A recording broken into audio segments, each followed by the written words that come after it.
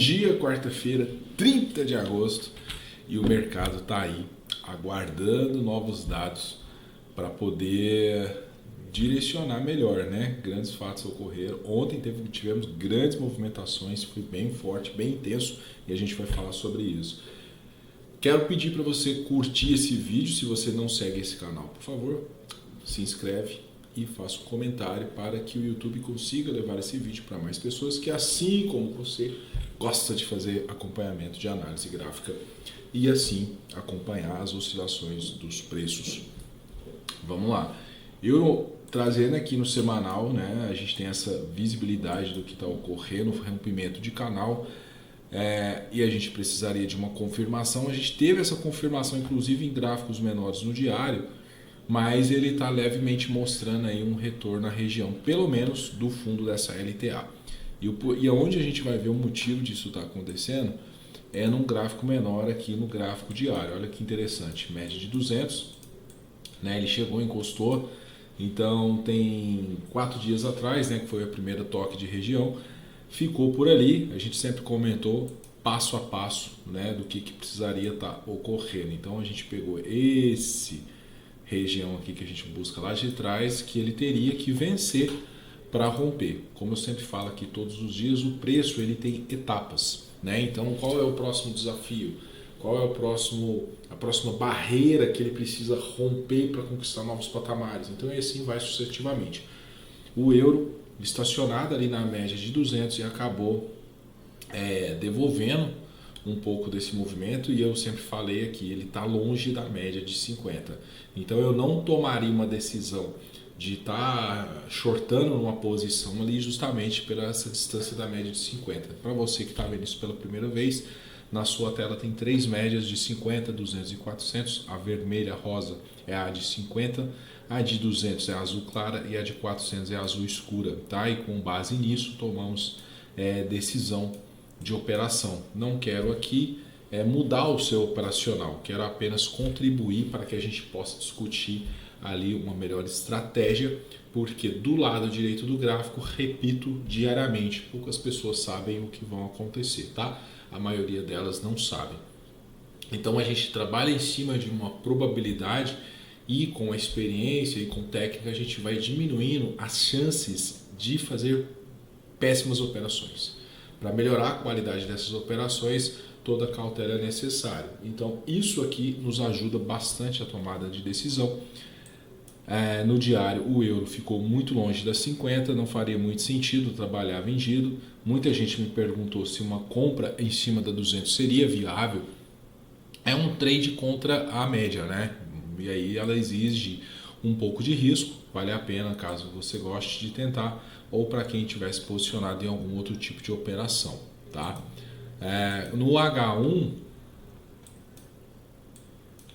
a gente agora tem um preço acima das 50, ele está estacionado ali na 400, ou seja, qual que é a barreira que ele se encontra aqui, né, nesse momento? Então, tivemos aqui o preço superar 50 nesse movimento de ontem, né, que foi muito forte. Então ele vai aqui durante horas aqui subindo sem parar, faz uma confirmação, ele não devolveu 50% desse movimento aqui, que é muito bom, e ele bate na 400. É o que a gente sempre fala também aqui, que as médias maiores ela tem esse respeito, né, de essa hierarquia. O preço não passa por ela, simplesmente passa, né? Existe ali um contexto. O normal que a gente sempre espera é que haja confirmação de rompimento dessas médias. 90% dos rompimentos são falsos. Logo em cima de uma média de 200, 400, a gente não vê isso aqui acontecer com frequência. Isso daqui não é uma regra, uma baita exceção. Quando ele rompe uma 200 de uma vez, o normal é que ele volta, mas tinha tanta força compradora que o pullback dele teve um gap entre o pullback e a média de 200, tá? Mas isso aí é uma exceção devido aos fatos de ontem. Então os indicadores de ontem trouxeram esse tipo de movimento. Hoje tem mais, amanhã mais, e na sexta temos payroll. Então essa semana é de bastante volatilidade, vamos acompanhar, operar com bastante cuidado, tá? Se ele romper essa 400 e voltar para fazer uma confirmação, O saudável é que a média de 50 tenha cruzado já essas duas médias, fazendo com que a 200 fique levemente direcional e a 400 pelo menos ainda vai estar assim, tá? E aí, caso ele volte, deixa aqui uma região, fica uma baita oportunidade também de posicionamento. Lembrando que precisa sempre ter todo o contexto criado, né? Não vai colocar uma ordem só porque está acontecendo. Nesse momento aqui, uma ordem na cabeça da 400 de compra, né? Um long que é bem perigoso. O ideal seria comprada mais embaixo ou esperar ele se aproximar das 50 novamente. Principalmente se ele criar um power breakout nessa região, que é esperar a média chegar para fazer o toque de 50 e assim criar uma inflamação, uma acumulação de contratos para que ele rompa ali a 400, tá? Isso seria aqui o mais adequado. Vamos dar uma olhadinha no Japa, o SDJPY, o Japinha voltou para dentro do nosso range, né? Ele estourou ontem, então ele fez um power breakout lindo. Deixa eu pôr aqui no semanal primeiro, depois a gente volta ali naquele contexto, né? Ó, no semanal ele simplesmente está aqui nesse desenho agora. Ainda é quarta-feira, tem muita coisa para rolar, mas ele voltou para dentro desse range.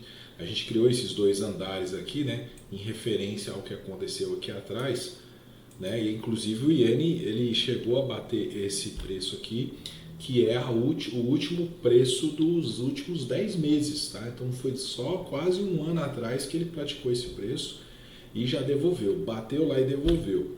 Mas ele voltou ainda para dentro desse range. O que a gente entende como uma devolução, uma troca de polaridade desse movimento é se ele pegar a mínima aqui do 144,650.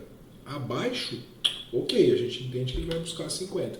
Mas do contrário, enquanto ele está dentro desses dois andares aqui que a gente desenhou, nada feito, tá? Nada feito, ó. Eu até vou colocar aqui vou colocar aqui, ó, primeiro andar, né? Vou colocar um pouquinho maior essa letra, né? Ó, vou colocar primeiro andar e vou colocar o segundo andar. 2. Simples assim, tá? Então, enquanto ele estiver aqui preso, ó, no primeiro e no segundo andar, o preço estiver rondando esse daí, não tem como, tá? Ele está preso numa região de extremamente estresse e a gente pode assistir muita coisa ainda acontecer, tá? Quando eu vejo isso daqui no diário, olha só, né? Olha só, olha o tamanho desse pavio, olha o tamanho dessa defesa. Então, o preço ele está trabalhando aí esse novo candle, né, na virada do mercado está positivo, mas ele ainda está dentro do rangezinho que a gente está falando aqui, que é o primeiro e o segundo andar. A expectativa é que caso ele perca esse fundo aqui, deixa eu pegar a caneta para marcar de laranja para você entender, se ele perder essa região aqui, ele pode sim buscar a 50 no diário, que seria a próxima etapa dele, tá? Mas se isso não acontecer, nada feito, frustrada a nossa teoria. E aí ele pode continuar aqui de lateral, esperando a 50 no diário chegar para um possível power breakout. Mas temos muitos dados agora, podemos uma possível intervenção do Ministério das Finanças japonês, enfim. Então a gente tem muita coisa que pode vir a acontecer, tá? A gente tem que ficar de olho nesse controle de inflação que o mercado japonês pode praticar. Então ele já deu alguns indícios de fazer coisas sem aviso do mercado, igual quando ele liberou crédito para os bancos sem um aviso. Já falou que os 145 mil seria uma defesa, depois voltou atrás, falou que os 145 mil não era uma região, que eles não tinham um número, né, para poder fazer uma intervenção do mercado, enfim. Então eles são bem diferentes do que a gente é acostumado no Brasil no assunto controle de inflação, tá? O Brasil é bem mais incisivo e sabe fazer melhor, historicamente é comprovado isso, do que outros países. Então a gente fica sempre com essa dúvida, tá? No H1 do Japa, aqui, olha que bacana que aconteceu aqui, né? Ele ficou de lado aqui, ele fica de lado aqui nessa região, ó, e a hora que ele bate na média de 50 aqui, ele explode. né? Foi bem interessante mesmo, né, esse movimento. Só que ele devolveu todo esse movimento. Um movimento muito rápido assim, uma volta em V acaba tendo uma probabilidade maior, tá? Porque ele se afasta de uma grande velocidade da média e ele devolve com muita força. Então, nesse momento, até se a gente passar um fibra aqui de ponta a ponta, né, desse movimento, aqui, opa, ficou virado. A gente está acostumado a usar o do MetaTrader, né? Ó, exatamente no 61.8, tá? Então, quando eu pego essa máxima e essa mínima de ontem, né? Isso ontem ocorreu toda essa movimentação de preço do 147 ao 145. Ele nesse momento está no 61.8, tá? Isso é bacana porque caso ele perca aqui o 61.8, ele aumenta essas probabilidades aqui, né, de buscar o 76.8, que aí vai estar bem próximo à região de 200. Se ele perder a 200, a gente pode ver um toque aqui da média de 400 no 127, tá? Então ele está bem aqui num ponto de retração desse movimento. O importante é que ele não devolveu mais do que ele já entregou, e aí ele pode segurar o preço nessa região ainda.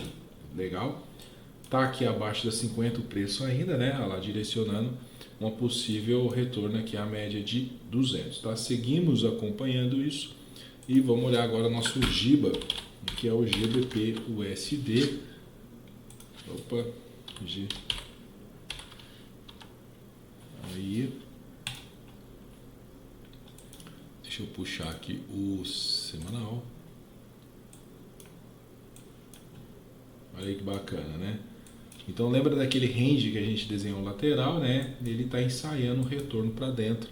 E aí no semanal está um pouquinho complicado de ver, porque não mudou muita coisa, né? Diante das análises que a gente está fazendo. Mas olha isso aqui no diário, fica mais fácil de entender, né? Então ele criou aqui um rompimento, até que fez uma confirmação, mas o gatilho dessa confirmação seria a perda desse pavio aqui. Não perdeu e acabou o preço voltando para dentro desse range que já está aí tem tempo, né? A gente desenhou esse range aí tem tempo. Isso mostra que essa região aqui, ó, ela tem muita defesa, tá? Obviamente, eu gosto muito de pensar o seguinte: eu uso referências de interesse de preço que houveram, mas ele não é um fator determinante, ele é um ponto de atenção, entendeu?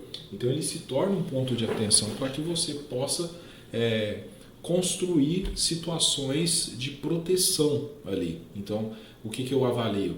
Existe uma região de suporte e, ao mesmo tempo, ele está muito longe das 50. Então, para eu entrar vendido nessa posição, eu perco o interesse. Veja que isso não é um gatilho ou um ponto de entrada ou saída. Ele é apenas um ponto para que eu possa refletir melhor a minha decisão. E a minha decisão é, se ele está longe das 50, ele perdeu esse canal, beleza, mas ele está muito longe das 50. Eu tenho uma série de dados econômicos, eu acompanho os treasures que está positivo. Fora isso, tem esse suporte que está super protegido. De repente, vender ali não é uma boa ideia diante desses motivos, tá? E por que eu falo isso? Porque o preço futuro, ele nem sempre é determinado pelo que aconteceu no passado, porque se fosse isso era simples, né? Era muito mais simples operar do que é hoje. Então, o preço futuro a gente não sabe, a gente precisa assumir esse fato, a gente não sabe. O que a gente usa é situações para a tomada de decisão ser mais assertiva, ok? Então, no diário tá desse jeito, no H1, quando a gente traz no H1, a gente tem quem? A média de 200 e 400 rondando ali uma certa proteção, e o preço nesse momento agora preso dentro das 50, então ficaria bem mais interessante, bem mais confiante se caso essas médias se fecharem para depois a gente fazer uma tomada de decisão, tá? Igual aconteceu aqui atrás, né? Então quando ele fez essa busca, né, depois dessa volta em V, mesma coisa que aconteceu lá no Iene, ó, ele cai muito rápido e ele bate no suporte e acaba voltando para as médias, né? E depois ele acaba devolvendo mais um pouco. Então aqui teve boas oportunidades. E uma boa oportunidade que eu vejo é sempre isso daqui, ó.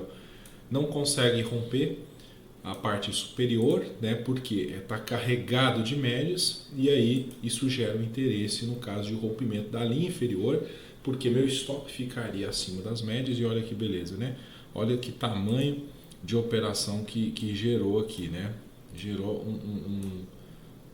tá virado. Opa.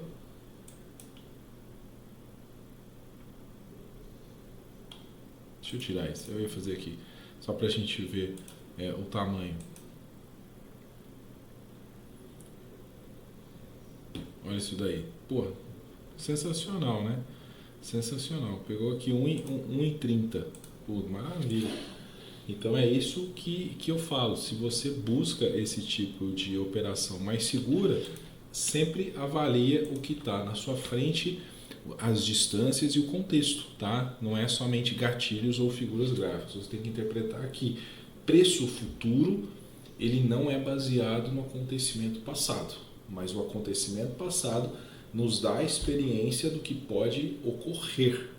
Legal? Não é que isso é errado pensar dessa forma, mas isso te traz mais conforto entender o preço movimenta independente disso. Tá legal? Vamos dar uma olhadinha DXY para melhorar a nossa qualidade de análise. DXY agora no semanal. Olha que interessante o que ocorreu, né? É que ele foi lá perto da média de 50, não conseguiu nem chegar lá e devolveu, tá?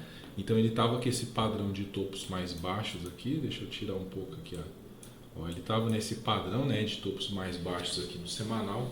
Acabou rompendo essa sequência, e só que ele tinha 50 na frente dele, ele tinha 50 bem ali, acabou devolvendo, né? Então o padrão de gráficos aqui para nós ficou bem legal, porque ele tinha que romper essas 50 para continuar, mas a gente tinha uma 50 direcional, tá? Então ele chega ali perto e já volta. Pode ser que ele se segure aqui, que essa sequência de topos mais baixos seja um suporte, para que ele tente novamente um rompimento das 50. Lógico que isso pode acontecer, a gente vai acompanhar. Nesse momento não é isso, tá? Nesse momento não é isso que tá. E detalhe, acima ele tem aqui o 61.8, que é um fibo do semanal que a gente passou já tem muito tempo, tá? Então é uma região bem de contexto pesado, né?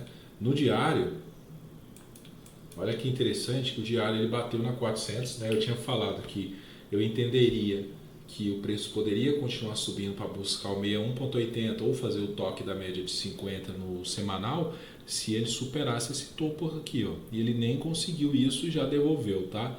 Então ele está preso entre a 400 e a 200, é uma região super complicada e ao mesmo tempo que ele está longe das 50. Sempre tem a 50 como essa bússola, tá legal? Então no DXY a gente nem faz a análise do H1, né? Porque a gente usa como acompanhamento e não como operação, mas aqui no H1 também ele segue preso dentro da média de 200 e 400, né?